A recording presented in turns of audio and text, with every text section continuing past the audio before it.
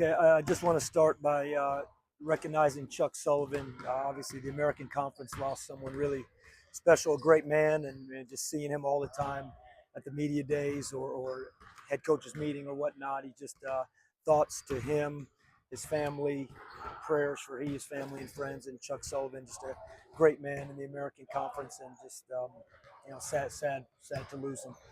Uh, Real challenge for us going to play uh, a really good Wilmington basketball team, a team that has championship DNA, a team that has a winning tradition. So we know what kind of great challenge this presents for our ball club going there tomorrow night. When you look at the health of your team right now, what can you tell us as far as is everybody ready to go? You got guys back. You got some guys still trying to get ready. I wish I could tell you everybody was ready to go, Brian. I do.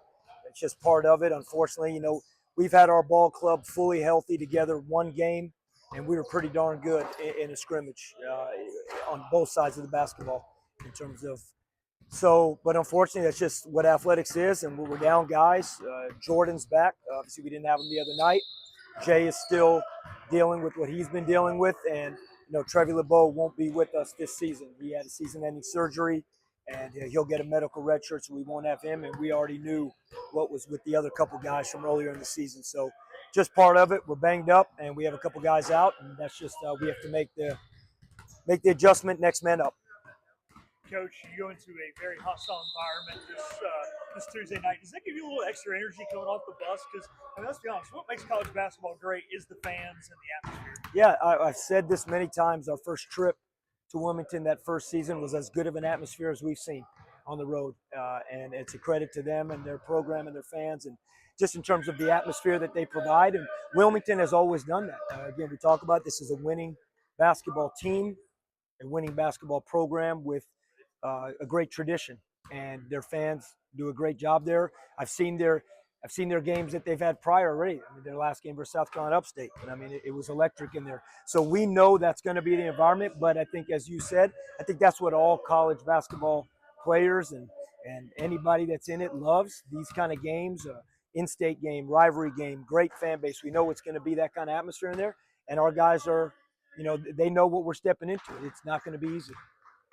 Talk about the difference in what would have been a monumental upset the other night and a close win. I mean, because it's razor thin, but it means a whole lot to get that W. Any way you get the W, you got to get it. Yeah, of course. Look, Brian, right now we're 7-1 in one possession games over the last two seasons, and whether it is in a non-conference game like that, or big non-conference wins we had last year, or American Conference games that we had at home or on the road. We're 7-1 in one possession games. That's something that this team takes pride in, at least knowing how to execute down the stretch.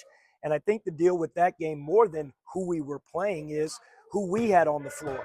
We were really without any seniors outside of Gio and Majuru, who's in her first year with the program.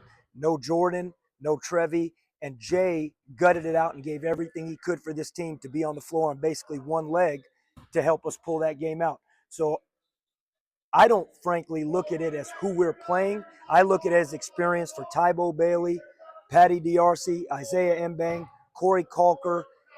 Those guys, Eli Delorier, being on the court for the first time in late possession games and found a way to do it. We have so many ways we have to be better, without a doubt. And turnovers were number one. But finding a way to win a game and be on the court in big possessions late game is critical for guys that haven't been there before. Just from Wilmington, average about 18, 19 points a game. Just what you see from him on film. He's a dynamic player. I mean, he's as good of a player as we've seen going in to so far this season. And, he's an all-conference player in that league. And honestly, he's an all-conference player in most leagues. He's got great size. He can shoot the basketball. He can handle the basketball. He rebounds the basketball. He plays tough on defense. And they got multiple guys like that. But Hodge is a really talented, good basketball player. So it's the turnovers from the guards last game, just too many of them. Just what do you kind of say to those guys going in this hostile environment? Can't turn it over like that again. I mean, you go in there and turn it over 20 times like that, and you have that kind of turnovers, you got no shot. And we know that. And a lot of the turnovers that we had were self-inflicted. A lot of them, you give Elizabeth City credit in terms of getting their hands on basketballs. But you can't go, and I don't care if it's at home, I don't care if it's on the road, I don't care who the opponent is. You can't turn it over 20 times, and your guards really 15 of them came on the guards. And so we have to be better. We've worked on it. The guys know it. I mean, there was not one guy that didn't realize that that was our biggest issue the other night was turnovers.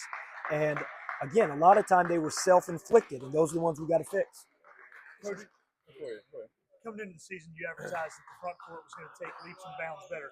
Gio's been amazing. Reed Cason's probably taken 2 to 3 steps forward, and Eli's been one hell of a rebounder. Can you just talk about the progression of this front court this season? Well, that was definitely something, as you know, that we really wanted. It was intentional. We needed to get bigger. We needed to get more production in the front on the front court in terms of scoring, rebounding, just overall gravity of our team on offense, where hopefully it could collapse the defense some to allow other guys to do it. Now, we're obviously not shooting the ball well yet. We struggled with turnovers, but we're going to continue down that path. We have to. We're a paint basketball team. We got to get the ball inside. We got to play through those guys, and our guards will get more and more adept to being successful in their roles. It just hasn't maybe quite shown yet, but you know what? Tybo Bailey was pretty good the other night. Corey Calker, I've seen him do what he does. I've seen Isaiah do what he does. I look back to that Georgia Southern game. I see there's flashes of where we need from our guard play. And once we get everybody on the court at the same time, you know, Jordan in his 2 games he's played has been really good for us. So it's just putting that thing together. But there's no doubt, to your point, that we sought after more production from our bigs, and they've delivered so far. This is probably the last time we see you before the trip down to Fort Myers. And I know you don't go specifically, but what's it mean for the program to play on Thanksgiving and get a chance to do that? Well, as you said, Brian, there's just one thing that we're worried about right now, and it's practice today and an extremely good ball club in UNC Wilmington and a difficult game tomorrow night. Looking ahead, when you talk about the tournament, I just think it's exciting for our guys to be playing in a national event. It's Fox Sports' premier tournament, holiday tournament, and to be out there during Thanksgiving, and to be on national TV 2 games in a row, and to be playing the quality opponents that we'll be playing while we're out there, I think it just says something about this basketball program and these guys.